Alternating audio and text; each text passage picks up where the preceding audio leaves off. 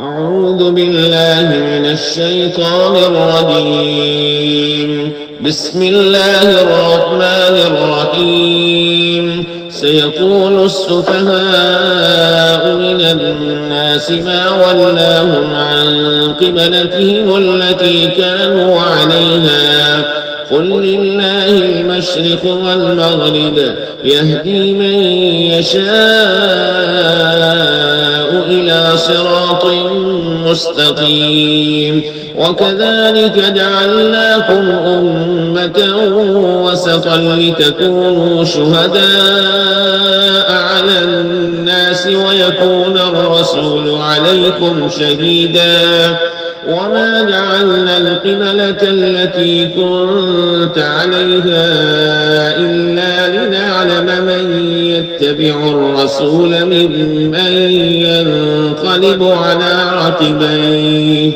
وإن كانت لكبيرة إلا على الذين هدى الله وما كان الله ليضيع إيمانكم إن الله بالناس لرءوف رحيم. قد نرى تقلب وجهك في السماء فلنولينك قبلة ترضاها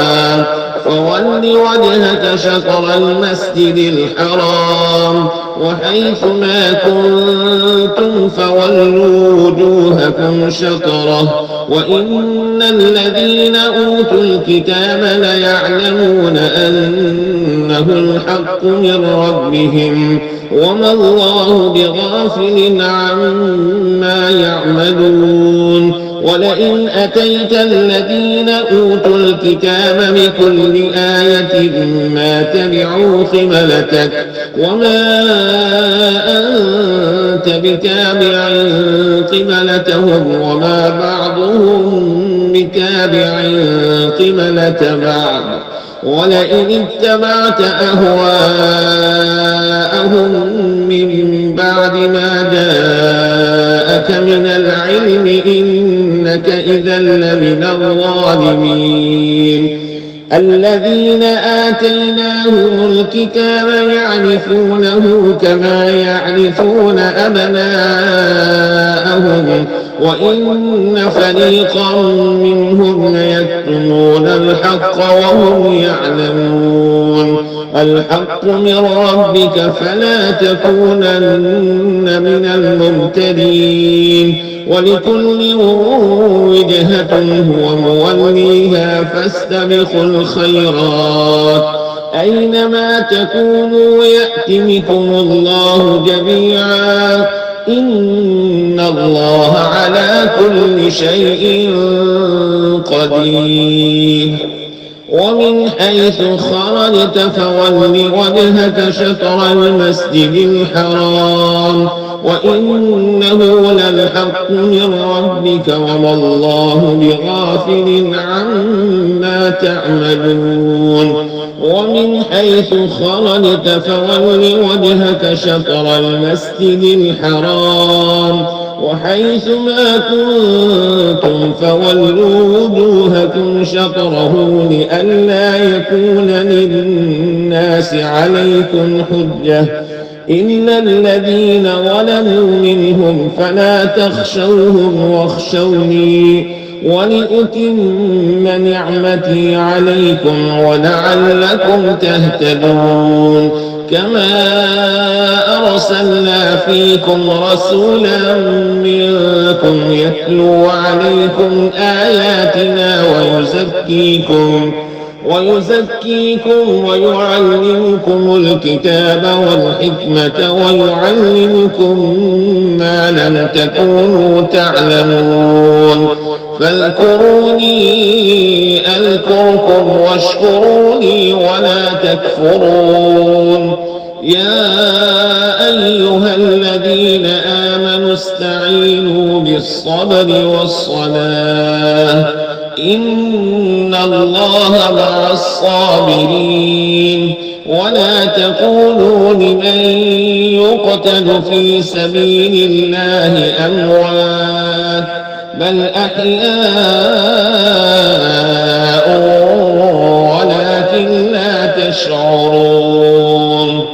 ولنبلونكم بشيء من الخوف والجوع ونقص من الأموال والأنفس والثمرات وبشر الصابرين الذين إذا أصابتهم مصيبة قالوا إنا لله وإنا إليه راجعون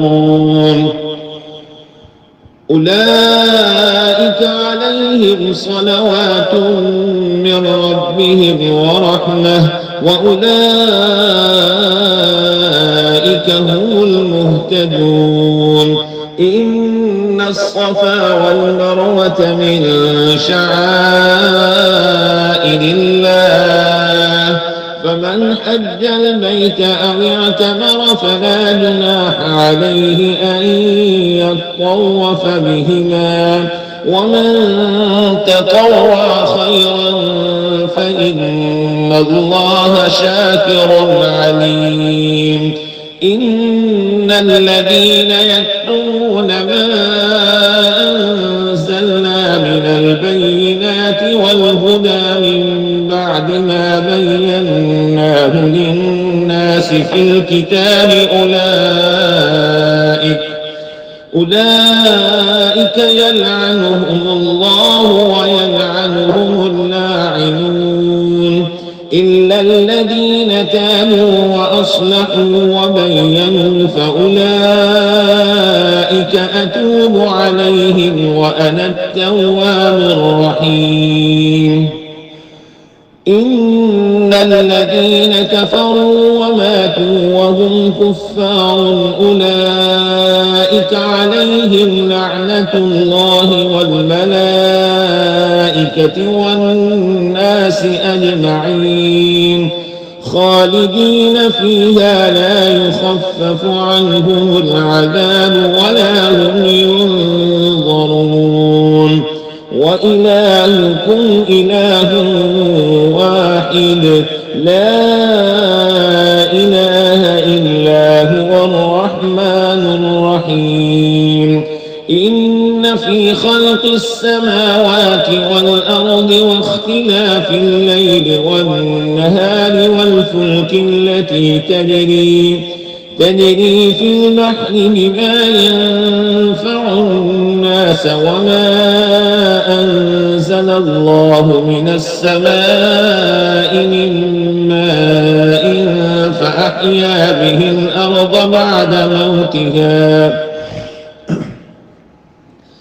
فأحيا به الأرض بعد موتها وبث فيها من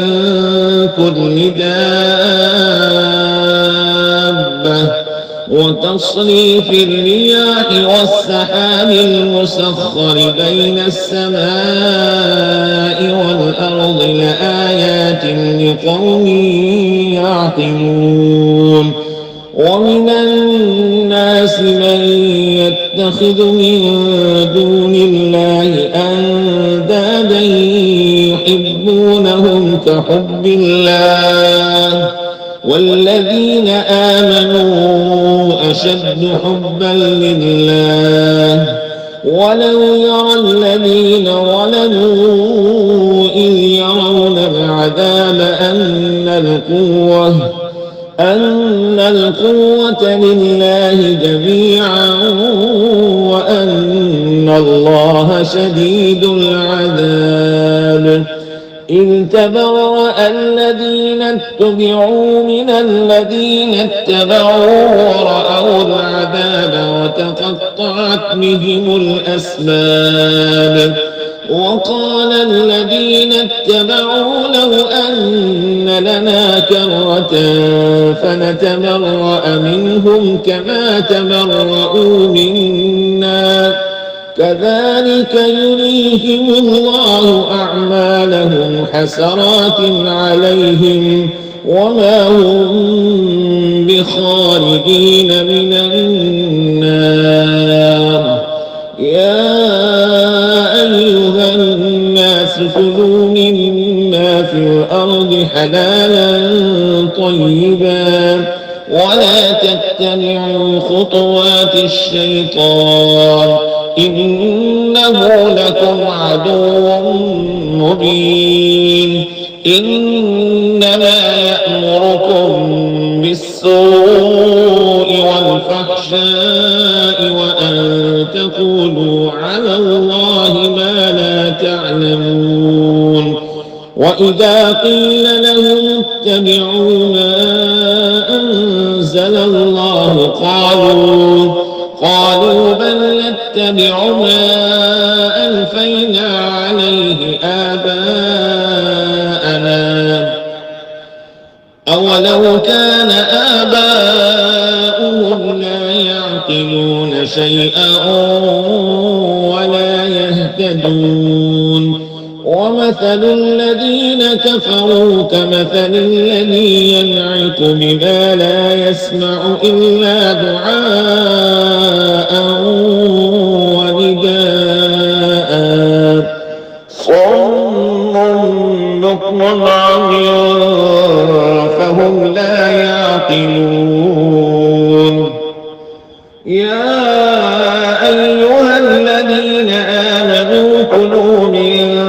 طيبات ما رزقناكم واشكروا لله إن كنتم إياه تعبدون إنما حرم عليكم الميتة والدم ولحم الخنزير وما أهل به لغير الله فمن اضطر غير باغ ولا عاد فلا إثم عليه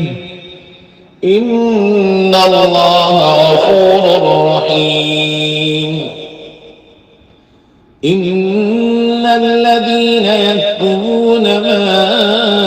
أنزل الله من الكتاب ويشترون به ثمنا قليلا أولئك ما يأكلون في بطونهم إلا النار ولا يكلمهم الله يوم القيامة ولا يزكيهم ولهم عذاب أليم أولئك الذين اشتروا الضلالة بالهدى والعذاب من مغفرة فما أصبرهم على النار ذلك بأن الله نزل الكتاب بالحق وإن الذين اختلفوا في الكتاب لفي شقاق بعيد ليس البر أن تولوا وجوهكم قبل المشرق والمغرب ولكن البر من آمن بالله واليوم الآخر والملائكة والكتاب والنبيين وآتى المال على حبه ذوي القربى واليتامى والمساكين وابن السبيل والسائلين وفي الرقاب وأقام الصلاة وآتى الزكاة والموفون بعهدهم إذا عاهدوا والصابرين في البأساء والضراء وحين البأس أولئك الذين صدقوا وأولئك هم المتقون يا أيها الذين آمنوا كتب عليكم القصاص في القتلى الحر بالحر والعبد بالعبد والأنثى بالأنثى فمن عفي له من أخيه شيء فاتباع بالمعروف وأداء إليه بإحسان ذلك تخفيف من ربكم ورحمة فمن اعتدى بعد ذلك فله عذاب أليم ولكم في القصاص حياة يا أولي الألباب لعلكم تتقون كتب عليكم إذا حضر أحدكم الموت إن ترك خيرا الوصية للوالدين والأقربين بالمعروف حقا على المتقين فمن بدله بعدما سمعه فإنما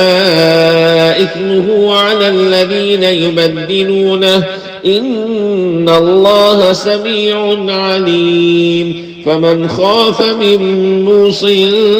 جنفا أو إثما فأصلح بينهم فلا إثم عليه إن الله غفور رحيم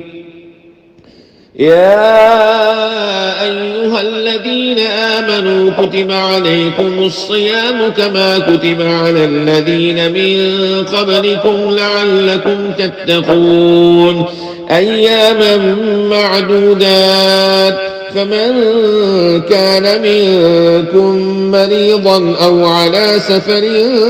فعدة من أيام أخر وعلى الذين يطيقونه فدية طعام مسكين فمن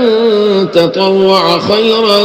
فهو خير له وأن تصوموا خير لكم إن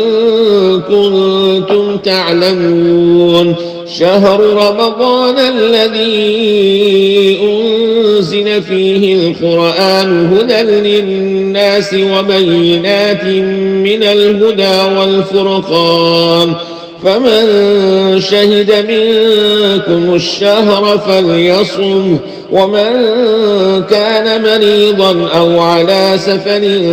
فعدة من أيام أخر يريد الله بكم اليسر ولا يريد بكم العسر ولتكملوا العدة ولتكبروا الله على ما هداكم ولعلكم تشكرون وإذا سألك عبادي عني فإني قريب أجيب دعوة الداع إذا دعاني فليستجيبوا لي وليؤمنوا بي لعلهم يرشدون أحل لكم ليلة الصيام الرفث إلى نسائكم هن لباس لكم وأنتم لباس لهم علم الله أنكم كنتم تختانون أنفسكم فتاب عليكم وعفى عنكم فالآن باشروهن وابتغوا ما كتب الله لكم وكلوا واشربوا حتى يتبين لكم الخيط الأبيض من الخيط الأسود من الفجر ثم أتموا الصيام إلى الليل ولا تباشروهن وأنتم عاكفون في المساجد تلك حدود الله فلا تقربوها كذلك يبين الله آياته للناس لعلهم يتقون ولا تأكلوا أموالكم بينكم بالباطل وتدلوا بها إلى الحكام لتأكلوا فريقا من أموال الناس بالإثم وأنتم تعلمون يسألونك عن الأهلة قل هي مواقيت للناس والحج وليس البر بأن تأتوا البيوت من ظهورها ولكن البر من اتقى وأتوا البيوت من أبوابها واتقوا الله لعلكم تفلحون وقاتلوا في سبيل الله الذين يقاتلونكم ولا تعتدوا إن الله لا يحب المعتدين وقتلوهم حيث ثقفتموهم وأخرجوهم من حيث أخرجوكم والفتنة أشد من القتل ولا تقاتلوهم عند المسجد الحرام حتى يقاتلوكم فيه فإن قاتلوكم فاقتلوهم كذلك جزاء الكافرين فإن انتهوا فإن الله غفور رحيم وقاتلوهم حتى لا تكون فتنة ويكون الدين لله فإن انتهوا فلا عدوان إلا على الظالمين الشهر الحرام بالشهر الحرام والحرمات قصاص فمن اعتدى عليكم فاعتدوا عليه بمثل ما اعتدى عليكم واتقوا الله واعلموا أن الله مع المتقين وأنفقوا في سبيل الله ولا تلقوا بأيديكم إلى التهلكة وأحسنوا إن الله يحب المحسنين وأتموا الحج والعمرة لله فإن أحصرتم فما استيسر من الهدي ولا تحلقوا رؤوسكم حتى يبلغ الهدي محله فمن كان منكم مريضا أو به أذى من رأسه ففدية من صيام أو صدقة أو نسك فإذا أمنتم فمن تمتع بالعمرة إلى الحج فما استيسر من الهدي فمن لم يجد فصيام 3 أيام في الحج و7 إذا رجعتم تلك 10 كاملة ذلك لمن لم يكن أهله حاضر المسجد الحرام واتقوا الله واعلموا أن الله شديد العقاب الحج أشهر معلومات فمن فرض فيهن الحج فلا رفث ولا فسوق ولا جدال في الحج وما تفعلوا من خير يعلمه الله وتزودوا فإن خير الزاد التقوى واتقون يا أولي الألباب ليس عليكم جناح أن تبتغوا فضلا من ربكم فإذا أفضتم من عرفات فاذكروا الله عند المشعر الحرام واذكروه كما هداكم وإن كنتم من قبله لمن الضالين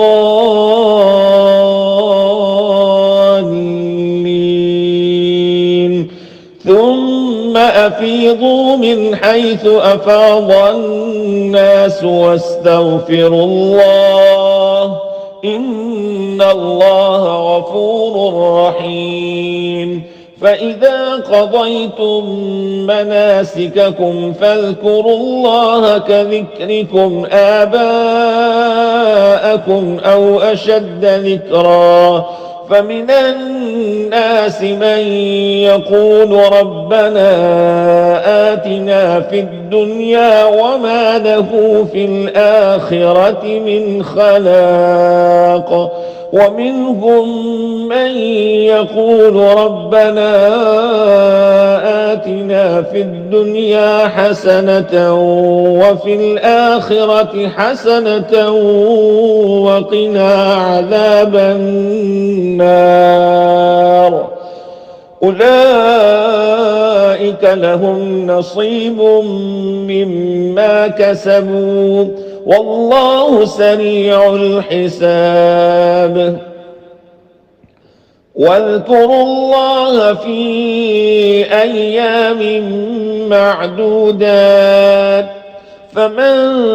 تعجل في يومين فلا إثم عليه ومن تأخر فلا إثم عليه لمن اتقى واتقوا الله واعلموا أنكم إليه تحشرون. ومن الناس من يعجبك قوله في الحياة الدنيا ويشهد الله على ما في قلبه وهو ألد الخصام. وإذا تولى سعى في الأرض ليفسد فيها ويهلك الحرث والنسل والله لا يحب الفساد. وإذا قيل له اتق الله أخذته العزة بالإثم فحسبه جهنم ولبئس المهاد. ومن الناس من يشري نفسه ابتغاء مرضات الله والله رؤوف بالعباد. يا أيها الذين آمنوا ادخلوا في السلم كافة ولا تتبعوا خطوات الشيطان إنه لكم عدو مبين. فإن زللتم من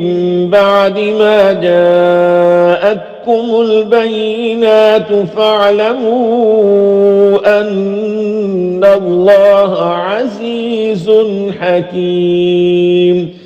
هل ينظرون إلا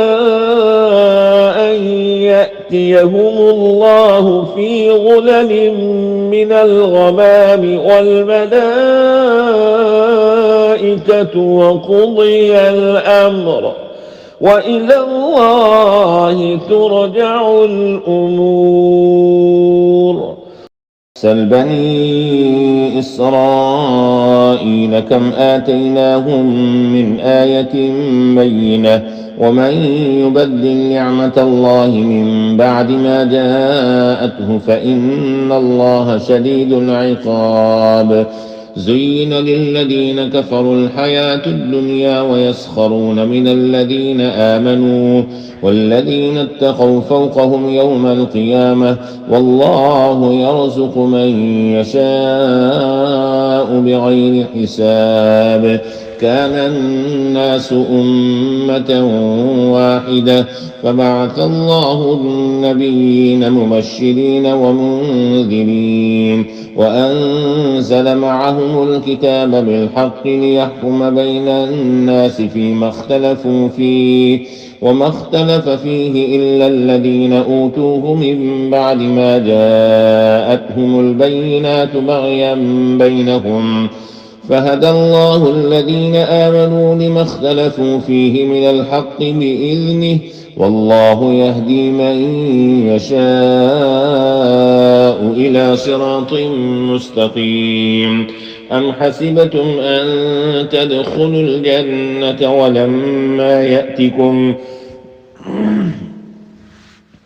ولما يأتكم مثل الذين خلوا من قبلكم مستهم البأساء والضراء وزلزلوا حتى يقول الرسول والذين آمنوا معه متى نصر الله ألا إن نصر الله قريب يسألونك ماذا ينفقون قل ما أنفقتم من خير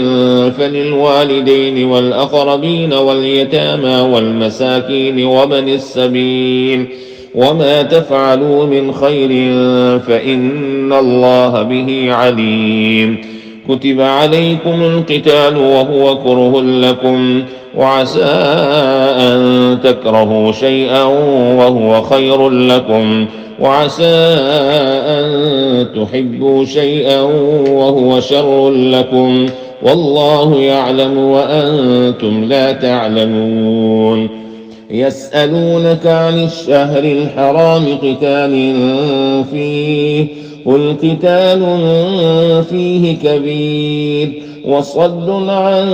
سبيل الله وكفر به والمسجد الحرام وإخراج أهله منه أكبر عند الله والفتنة أكبر من القتل ولا يزالون يقاتلونكم حتى يردوكم عن دينكم إن استطاعوا ومن يرتد منكم عن دينه فيمت وهو كافر فأولئك حبطت أعمالهم في الدنيا والآخرة وأولئك أصحاب النار هم فيها خالدون إن الذين آمنوا والذين هاجروا وجاهدوا في سبيل الله أولئك يرجون رحمة الله والله غفور رحيم يسألونك عن الخمر والميسر قل فيهما إثم كبير ومنافع للناس وإثمهما أكبر من نفعهما ويسألونك ماذا ينفقون قل العفو كذلك يبين الله لكم الآيات لعلكم تتفكرون في الدنيا والآخرة ويسألونك عن اليتامى قل إصلاح لهم خير وإن تخالطوهم فإخوانكم والله يعلم المفسد من المصلح ولو شاء الله لأعنتكم إن الله عزيز حكيم ولا تنكحوا المشركات حتى يؤمنوا ولأمة مؤمنة خير من مشركة ولو أعجبتكم ولا تنكحوا المشركين حتى يؤمنوا ولعبد مؤمن خير من مشرك ولو أعجبكم أولئك يدعون إلى النار والله يدعو إلى الجنة والمغفرة بإذنه ويبين آياته للناس لعلهم يتذكرون ويسألونك عن المحيض قل هو أذى فاعتزلوا النساء في المحيض ولا تقربوهن حتى يطهرن فإذا تطهرن فأتوهن من حيث أمركم الله إن الله يحب التوابين ويحب المتطهرين نساؤكم حرث لكم فأتوا حرثكم أنى شئتم وقدموا لأنفسكم واتقوا الله واعلموا أنكم ملاقوه وبشر المؤمنين ولا تجعلوا الله عرضة لأيمانكم أن تبروا وتتقوا وتصلحوا بين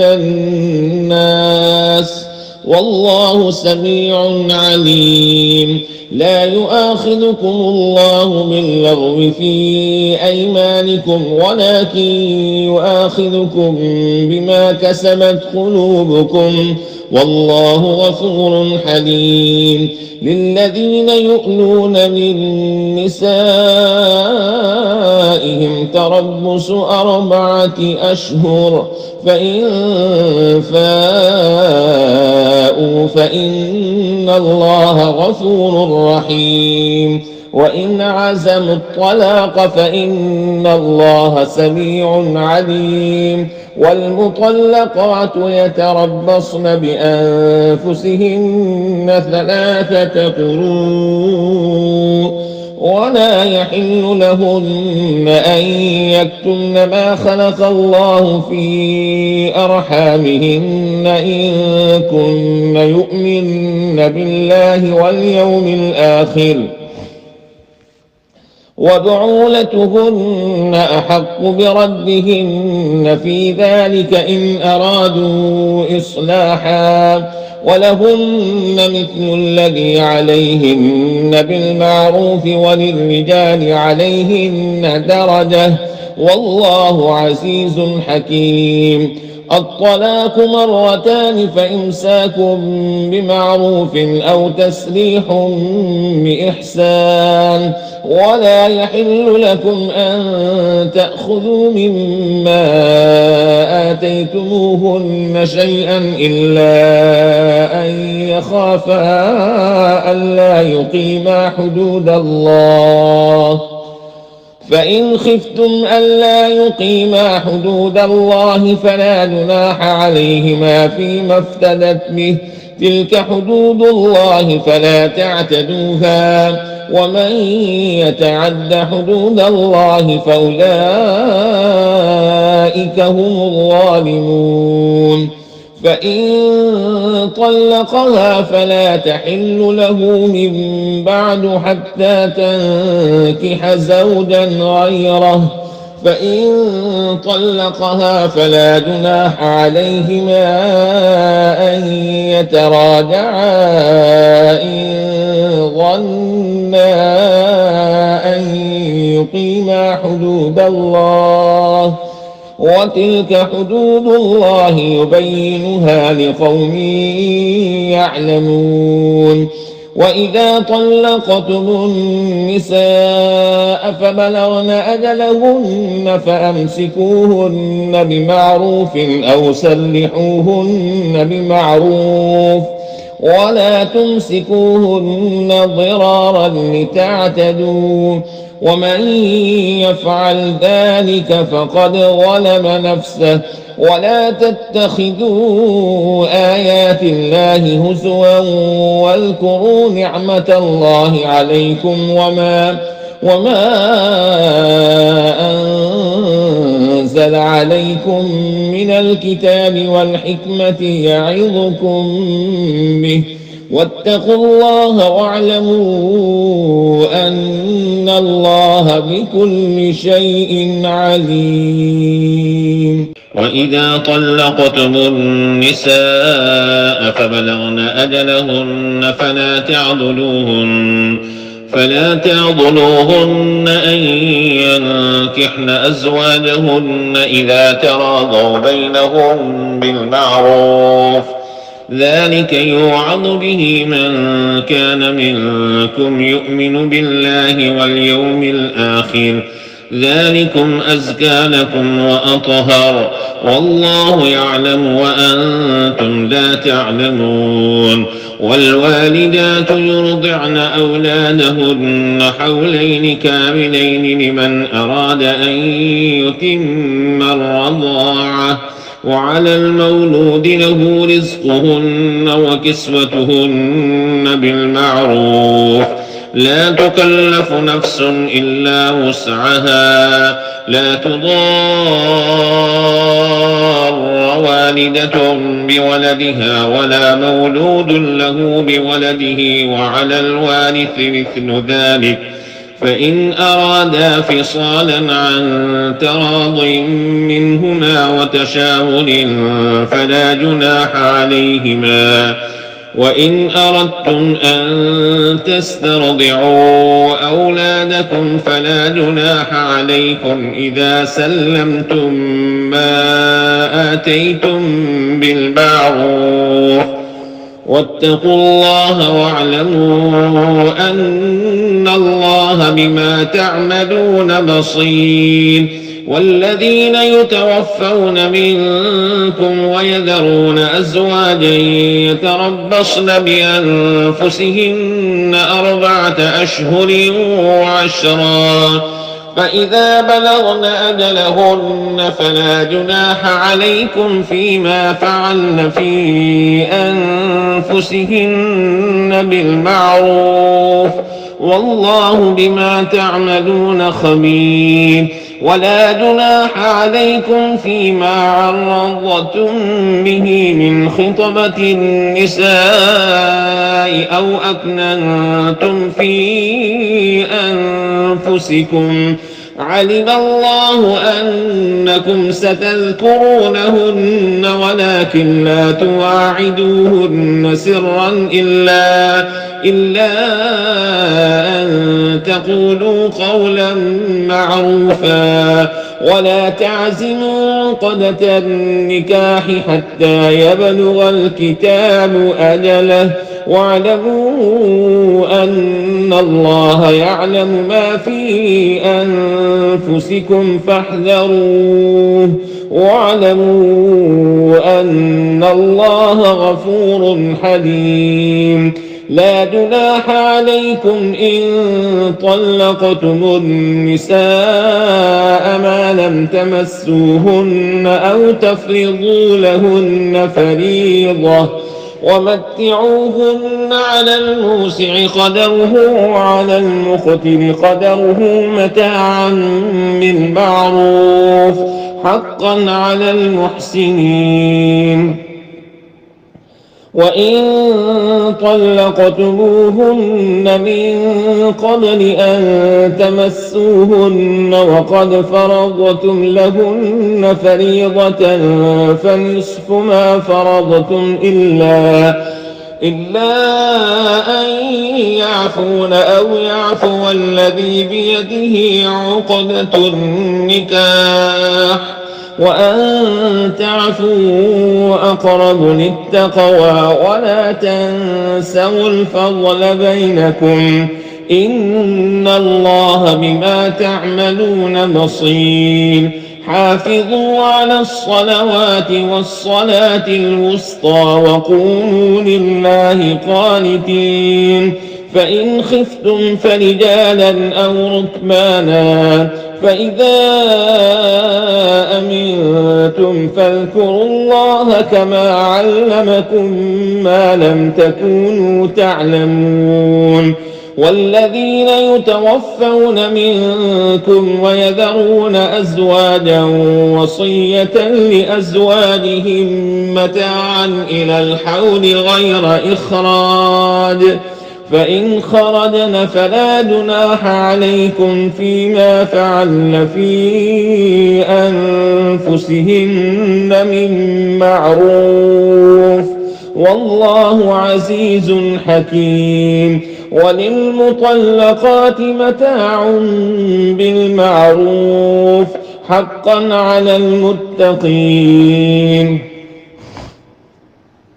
كذلك يبين الله لكم آياته لعلكم تعقلون ألم تر إلى الذين خرجوا من ديارهم وهم ألوف حذر الموت فقال لهم الله موتوا ثم أحياهم إن الله لذو فضل على الناس ولكن أكثر الناس لا يشكرون وقاتلوا في سبيل الله واعلموا أن الله سميع عليم. من ذا الذي يقرض الله قرضا حسنا فيضاعفه له أضعافا كثيرة والله يقبض ويبسط وإليه ترجعون. ألم تر إلى الملأ من بني إسرائيل من بعد موسى إذ قالوا لنبي له ابعث لنا ملكا نقاتل في سبيل الله قال هل عسيتم إن كتب عليكم القتال ألا تقاتلوا قالوا وما لنا ألا نقاتل في سبيل الله وقد أخرجنا من ديارنا وأبنائنا فلما كتب عليهم القتال تولوا إلا قليلا منهم والله عليم بالظالمين. وقال لهم نبيهم إن الله قد بعث لكم طالوت ملكا قالوا أنى يكون له الملك علينا ونحن أحق بالملك منه ولم يؤت سعة من المال قال إن الله اصطفاه عليكم وزاده بسطة في العلم والجسم والله يؤتي ملكه من يشاء والله واسع عليم. وقال لهم نبيهم إن آية ملكه أن يأتيكم التابوت فيه سكينة من ربكم وبقية مما ترك آل موسى وآل هارون تحمله الملائكة إن في ذلك لآية لكم إن كنتم مؤمنين. فلما فصل طالوت بالجنود قال إن الله مبتليكم بنهر فمن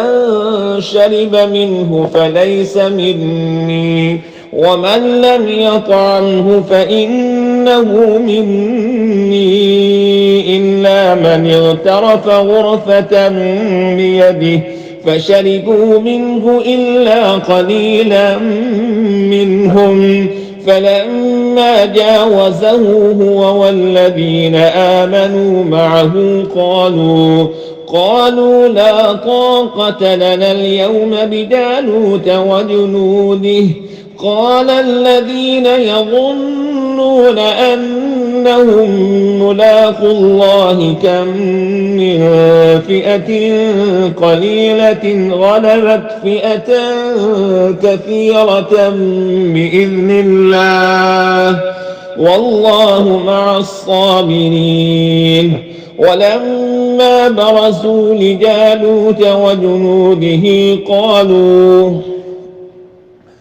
قالوا ربنا أفرغ علينا صبرا وثبت أقدامنا وانصرنا على القوم الكافرين فهزموهم بإذن الله وقتل داود جالوت وآتاه الله الملك والحكمة وعلمه مما يشاء ولولا دفع الله الناس بعضهم ببعض لفسدت الأرض ولكن الله ذو فضل على العالمين. تلك آيات الله نتلوها عليك بالحق وإنك لمن المرسلين. صدق الله العظيم.